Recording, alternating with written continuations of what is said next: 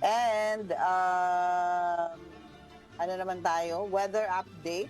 So walang bagyo, pero southwest monsoon pa rin yung nakakaapekto sa western section ng central at southern Luzon. So sabi magiging maulap ang papawirin at merong mga pag-ulan sa dakong gabi or hapon. Pag-ulan. Kaya dapat lagi ho kayo may dalang tayong. Kahapon di ko ina-expect na uulan. Biglang umulan. Nagtago tuloy ang mga ibon sa Ocean Park. Ay, nako. Pero masaya naman. Marami din ako nakita ibon. Buti ka mo tumila at saka sandali lang. Mabilis lang. No, mabilis lang ang ulan. And sa madaling araw, medyo malamig na, Kuya Ramil, pero wala pang amihan. Hindi pa nade-declare ng pag-asa, no? So, yan ang i-expect natin. Asahan natin sa mga susunod na araw or buwan na mag-aamihan na. Kasi maaga na dumilim, Kuya Ramil. Alas 6:30 pa lang ng hapon, napakadilim na. Akala mo gabing-gabi na. At saka malamig na yung simoy ng hangin. Kaya asahan natin na talagang Christmas is coming. Christmas is coming. Ay, nakita ko yung t-shirt mo kulay blue. Ako gray. Ano yan? Lakos? Hindi ko nakikita. Ano? Grilling. Grilling. Naka-uniforme ka pa. Hindi ka nililigo. Hindi, ito yung hindi ko nasuot. Bigay lang. Okay. Nakita ko sinuot ko niya. Okay. Pakita ko lang na Galing grilling. Okay. Thank you sa sponsor. Thank you sa sponsor ng aking damit. Okay, balita na tayo. So, isa ng ganap na batas, ang Republic Act 12308, yung Animal Industry Development and Competitiveness Act. No, formal na yan nilagdaan ni Pangulong Bongbong Marcos. So, magkakaroon na ng karagdagang tulong para sa livestock at poultry industries sa pamamagitan po nitong Animal Competitiveness Enhancement Fund na nagkakahalaga ng minimum na 20 billion pesos at maaaring umabot sa 30 billion pesos epektibo hanggang 10 taon. Aniya, magmumula ang pondo sa mga nakokolekta o makokolektang taripa mula sa imported na karneng baboy, manok at baka at mga dairy products. Gagamitin ito para sa mga programa para sa livestock, poultry at dairy industries tulad po ng repopulation at herd build-up, animal health and welfare, disease control, prevention and response, kasama na ang animal vaccine development at stockpiling. Kasama capacity recovery fund para naman sa cash assistance sa mga maapektuhan ng animal disease outbreaks tulad po ng ASF at bird flu at iba pa. Wala naman tayong tutol dyan, di ba? Kasi ano naman yan para sa mga farmer, di ba? Pero dapat makarating talaga sa farmer, hindi maharang. Yun lang naman atin Tsaka yung implementation ng mga benepisyo kung saan dapat mapunta yung mga taripa na yan. So meaning, mamahal na yung frozen meat. Kasi, di ba, yun yung mga important. May taripa na Di ba? Yung mga kolektang taripa dyan. So, sa pamamagitan po ng batas na to mapapalakas din yung Bureau of Animal Industry bilang line agency ng Department of Agriculture. May suporta ding makukuha ang Philippine Carabao Center at ang National Dairy Authority para sa biotechnology at vaccine development. O, kailangan din natin yan kasi parang hindi na tayo maghahagilap pa sa ibang bansa, di ba? At least meron na talagang para sa atin. Ang pondo para sa animal health, recovery mula sa biosecurity threats, modernisasyon ng post-harvest infrastructure gaya ng mga slaughterhouses at cold storage, pagtugon sa feed development, food safety at credit assistance at marketing support. Alam mo, ang galing talaga natin magplano, di ba? Yung mga ganitong pag paglilinya ng mga kailangan. Ang problema na lang natin, implementation. Implementation. So, sana makinabang talaga yung mga natin, mga magsasaka natin. So hindi lang daw to funding mechanism, kundi sabi ni Secretary Laurel, talagang commitment to the people na nagpapakain, 'di ba? Kasi siyempre yung mga nag-aalaga ng mga hayop na 'yan, 'di ba? Yan yung nagpapakain sa bansa, no, sa atin. And inaasahang magbibigay ng mas matatag na seguridad sa pagkain, mas mataas na kita para sa mga magsasaka at mas maraming trabaho sa sektor ng agrikultura. At kung gustong malaman kung paano makikinabang yung mga lokal na magsasaka o kung may grant programs sa ilalim ng batas, pwede daw makipagtulungan pa, no, ang ating pamahalaan. Yan naman talaga ang kailangan natin, di ba? Matulungan yung mga magsasaka natin. Okay. Next, matagumpay na ipinagdiwang po ng DABFAR yung ika-62nd Fish Conservation Week. Ayan, 62nd Fish Conservation Week. So, matagumpay na ipinagdiwang ng Department of Agriculture, Bureau of Fisheries and Aquatic Resources ang ika-62 Fish Conservation Week noong Setyembre, last week to ng September. Ang tema ay pangisdaang masagana, sapat na isda sa bawat pamilya. And bunuksan po yung celebration sa Fisher Mall dito sa Quezon City sa pamamagitan po ng makukulay na pagtatanghal ng mga empleyado po ng DABFAR. And tampok din sa mensahe ng pangangalaga sa yamang tubig at pagsulong sa sustainable fisheries ni Secretary Laurel. Ang sabi niya, ang Fish Conservation Week ay paalala sa ating mandato, ang pangalagaan ng yamang katubigan sa bansa, ang masaganang produksyon ng isda ay susi sa abot kaya at sapat na nutrisyon para sa bawat pamilyang Pilipino.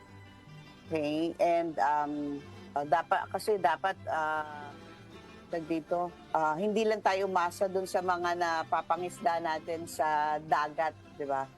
Dapat simulan na rin natin na yung mag-culture talaga dito sa atin kasi baka maubos yung mga isda sa dagat, mahirap na.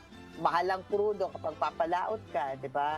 At least yung dito, sa mga palaisdaan natin, so meron tayong magagawa. O ikaw, dati kang nagpapalaisdaan.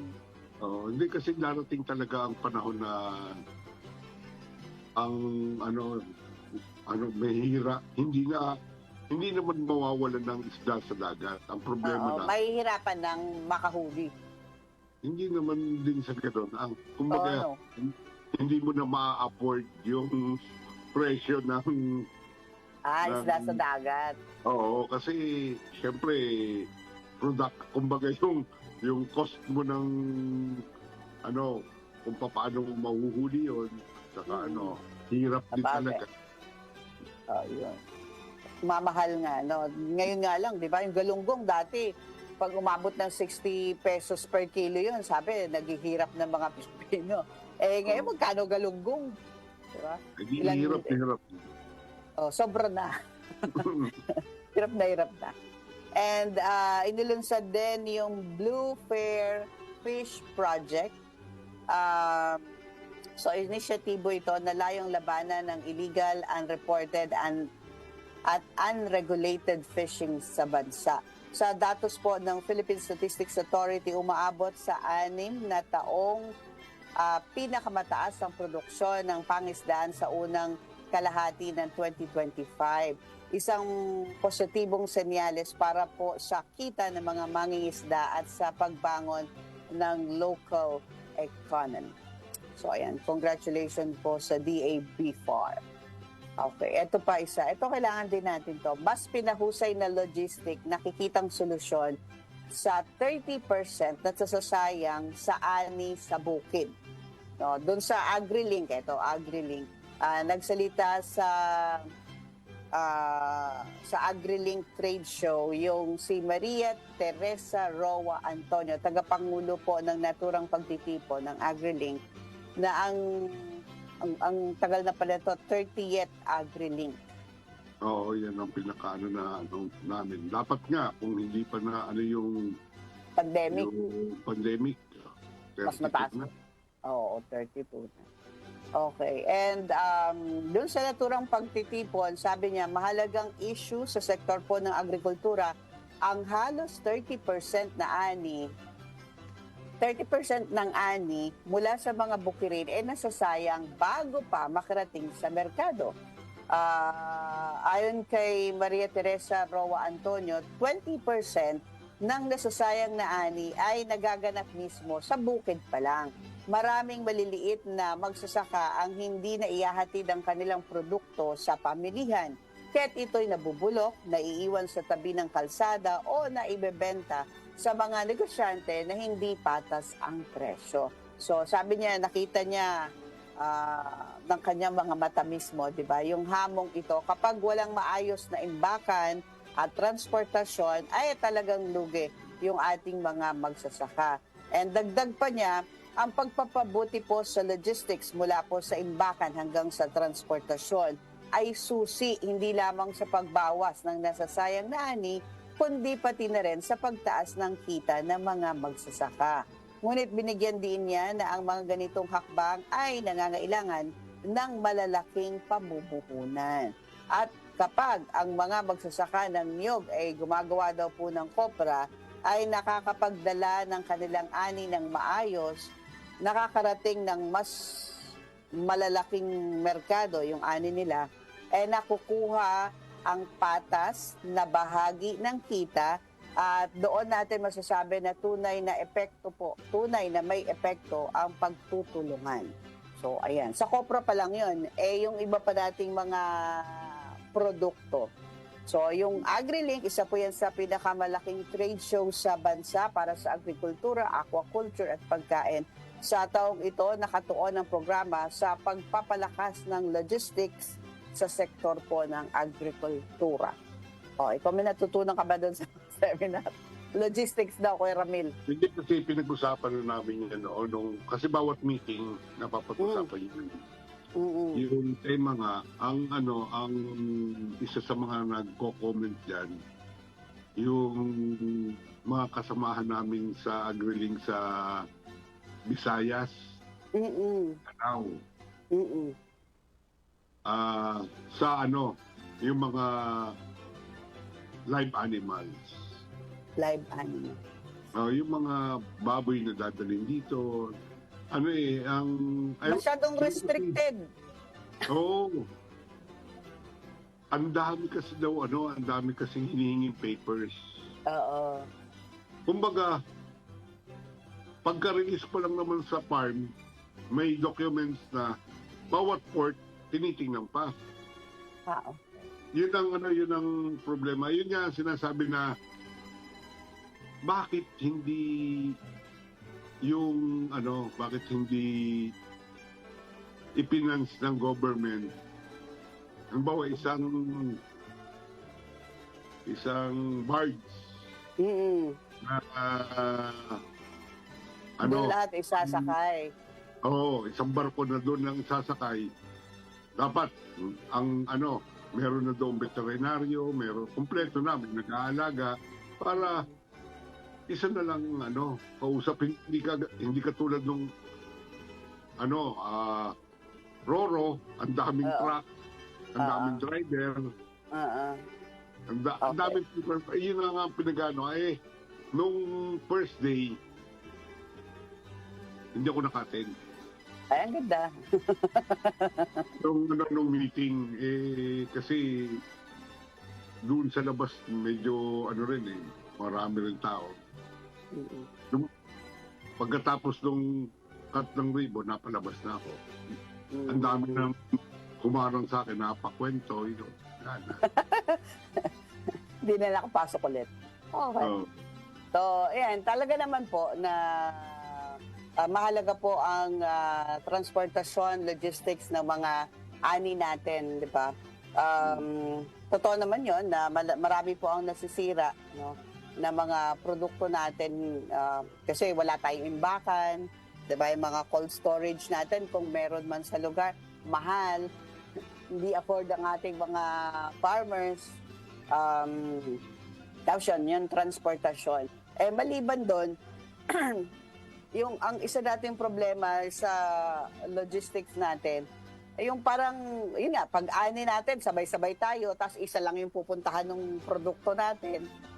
Minsan, ayaw nang dalhin sa merkado kasi nga, lugi pa kasi mura lang naman siyang bibilin. So, talagang kailangan natin ng assistance, di ba? Assistance sa ating mga magsasaka. Guide ba? Na para hindi naman masyado malugi. Dagdag na kita, minsan masaya na magsasaka, di ba? At least hindi lugi. Hindi sila mababaon sa utang. Okay. Ito pa, another balita. Kung merong Ghost Flood Project, merong hinihinalang, Ghost Farm to Market Roads. Diba? Sa agriculture, yung farm to market road yan So, natuklasan po ng Department of Agriculture na siyam na ghost farm to market road project sa Mindanao na nagkakahalaga ng 125 million pesos. So, 7 proyekto ay nasa Davao Occidental habang 2 naman sa Lanao del Sur. Ayon kay DA Secretary Francisco Chu Laurel, ang mga proyektong ito ay iniulat na tapos na ng DPWH pero wala ni isa ang actual na naitayo. Ang audit ay bahagi po ng mas malawak na pagsusuri sa 7,000 kilometers na farm-to-market roads sa bansa. Sa ngayon ay 4,700 kilometers pa lang ang nasusuri and inihayag ng DA na posibleng may maling paggamit ng pondo at handa silang bumisita sa mga site para sa verifikasyon. Ang DPWH ay may pananagutan sa mga kontrata ayon sa DA. Binabantayan na rin ni DPWH Secretary Vince Dizon. Target ng DA na makapagtayo ng 131,000 kilometers ng farm-to-market roads para sa mas maayos na access ng mga magsasaka sa pamilihan. O, tignan mo, 4,700 pa lang, 7 na kagad na project yung siyam na project na yung sinasabi nilang ghost. Mano pa kaya? Nasa Mindanao pa lang yan. Dito sa Luzon, ang dami-dami. Pero hindi naman katulad siguro doon na wala talaga nangyari. Wala talaga na ghost. Dito naman, nakikita siguro kumbaga sa ghost, walang katawan, may ulo. Putol-putol. Oo, mga kamay lang. Kasi ang nasisimento, tapat lang ng ng property nila. Government officials. Okay. Paputol-putol na. Rough na lahat ng Tapos kapag hindi ka, pag hindi ka butante nung hindi ka kapartido nung nagpagawa, ay wala ka na. Lubak-lubak Kalimutan mo. Rough road ka, rough road. So, ayan, farm to market road. Tayo naman naniwala na hindi lang to sa yung mga anomalya na yan. Hindi lang yan sa sa flood control, 'di ba? Ngayon nga na-detect nila meron ng mga school buildings, 'di ba? Iba't ibang mga establishments na pinapasok ng gobyerno yung pagpapatayo tapos yun. Wala na masabi no? Yun na. Sad lang. Sad. Wala na Okay. So, yan po yung mga balita natin ngayong umaga. So, pwede ho kayong magbigay ng inyong mga feedback, suggestions. Text lang ho kayo sa 0916-499-6195 o kaya naman ay sa 0929-321-8738. And po pwede din ho kayo mag-iwan ng inyong mga pagbati dito po sa ating Facebook Live, pa-shout out, o kaya ng inyong mga tanong. Ayan, yan ang hintay namin ni Kuya Ramil, mga tanong po ninyo.